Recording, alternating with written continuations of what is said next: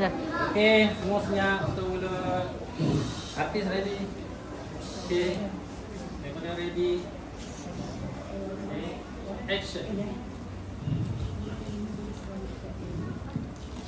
Terang sungguh si matahari, indah berseri bulan purnama. Izinkan kami perkenalkan diri, Nawal dan Fahmi itulah nama. Gagah melangkah si Raja Rimba, habis tempiaran rusa berlari. SK Air Putih ilmu ditimba, itulah sekolah kesayangan kami. Assalamualaikum dan salam sejahtera. Tanya sama kayu, apa sebab timbul? Nanti jawab kayu, aku yang ringan. Tanya sama batu, apa sebab tenggelam?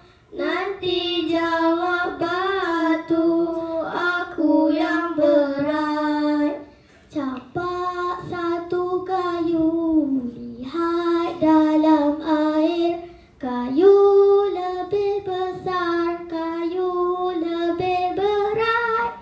Tanya sama cikgu, apa sebab timbul objek kurang tumpai? Itu jawabnya. Batu nanti kata, cuba baling aku. Lihat dalam air, batu tenggelam. Tanya sama cikgu, apa sebab tenggelam?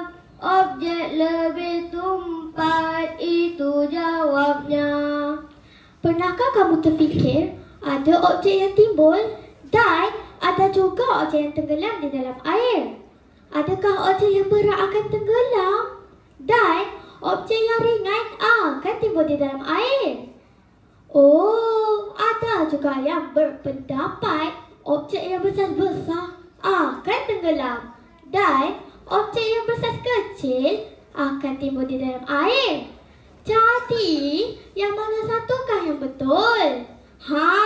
Jika tidak pasti, mari kita cuba. Ayo, Fahmi. Baiklah, di sini saya sediakan akuarium yang berisi air paip. Wahai Nawal yang bijaksana, di tangan saya ada sebatang kayu dan sebatang paku. Cuba ramalkan yang manakah satu yang berat dan manakah satu yang tenggelam. Mestilah kayu yang lebih berat. Tapi tak pastilah pula timbul ke tenggelam. Senang kot. Mari kita cuba. Lihat, yang timbul tu kayu dan yang tenggelam tu paku. Ini bermakna kayu adalah kurang tumpat daripada air. Manakala paku pula adalah lebih tumpat daripada air. Oh, barulah Nawal faham. Kayu lebih berat berbanding paku, tetapi kayu kurang tumpat berbanding paku.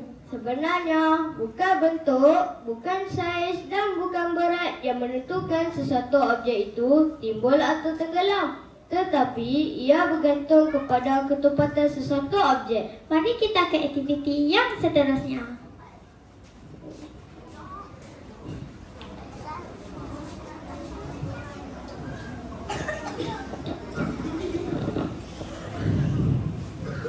Bekas A diisi dengan air paip, manakala bekas B diisi dengan larutan garam. Saya akan masukkan sebiji telur ke dalam bekas A. Fahmi, cuba perhatikan apa yang berlaku. Telur tenggelam. Betul, ini bermakna telur lebih tumpat daripada air. Fahmi, Nawal nak tahu sikit ni. Apa akan terjadi jika telur kurang tumpat daripada air? Telur akan timbul di permukaan air? Ya, betul. Tapi bagaimana yang boleh terjadi, Fahmi? Kita masukkan garam ke dalam bekas B. Kacau supaya garam larut di dalam air. Saya cuba masukkan telur ya. Lihat, telur terapung. Ini bermakna telur adalah kurang tumpat daripada air. Nawal, air akan menjadi lebih tumpat apabila ditambah garam. Nawal, saya masih kelirulah. Apa akan terjadi jika air biasa bercampur dengan air garam? Awak boleh bantu saya tak? Boleh, mari saya jelaskan. Bekas ini sudah diisi air garam dengan air biasa. Nampak tak? Telur ini timbul di tengah bahagian air. Ini bermakna air garam dan air biasa tidak boleh bercampur. Seperti air sungai dengan air laut. Tidak boleh bercampur. Bukan pekerja saja yang mempunyai ketumpatan, tetapi cecair juga mempunyai ketumpatan. Mari kita lihat rambut tawar ini. Ia terbahagi kepada beberapa lapisan. Ini kerana ia mempunyai ketumpatan yang berbeza. Di lapisan yang paling bawah ialah madu. Lapisan yang kedua ialah cecair pencuci. Cecair yang ketiga pula ialah air berwarna. Dan lapisan yang keempat ialah minyak. Fahmi, Nawal nak tanya sikit ni. Mengapakah madu berada di lapisan yang paling bawah, sementara minyak berada di lapisan yang paling atas? Ini kerana madu ialah cecair yang paling tumpat. Jadi ia terus tenggelam di dalam air. Manakala minyak adalah kurang tumpat daripada air. Jadi ia terus timbul di permukaan air. Oh, cecair ini mempunyai ketumpatan yang berbeza. Kita boleh aplikasikan ketumpatan dalam kehidupan seharian. Kawan-kawan, di tangan saya ada 4 biji telur. Saya akan masukkan telur ini ke dalam air baik satu demi satu. 1, 2, 3,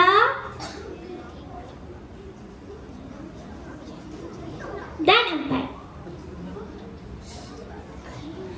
Cuba perhatikan apa yang berlaku. Mari kita lihat telur di dalam bekas ini. Kita boleh tahu telur yang masih elok dan telur yang sudah rosak. Telur yang tenggelam ialah telur yang masih elok. Manakala telur yang timbul ialah telur yang telah rosak.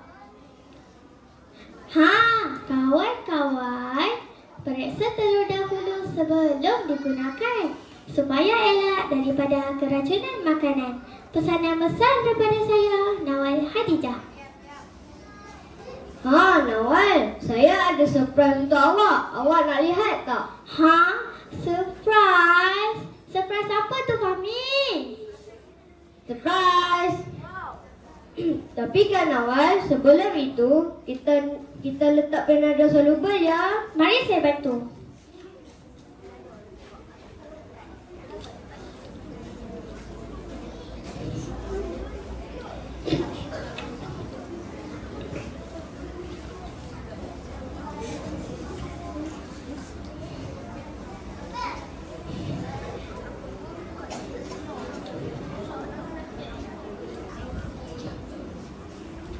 Tiga, 2, 1. Sementara itu kan Nawal, kita nyalakan lampu handphone di bawahnya ya.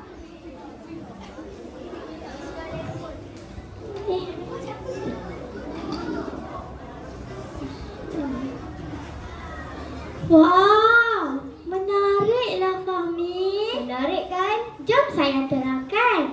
Air dan pewarna akan terus ke bawah. Ini bermakna air dan pewarna lebih tumpat daripada minyak. Apabila dimasukkan 1-2 tablet vanada silver, berlaku tindak balas kimia yang menghasilkan karbon dioksida. Buih-buih yang naik di atas ini ialah karbon dioksida yang terhasil. Kawan-kawan, jangan lupa cuba di rumah ya. Okey, Bye.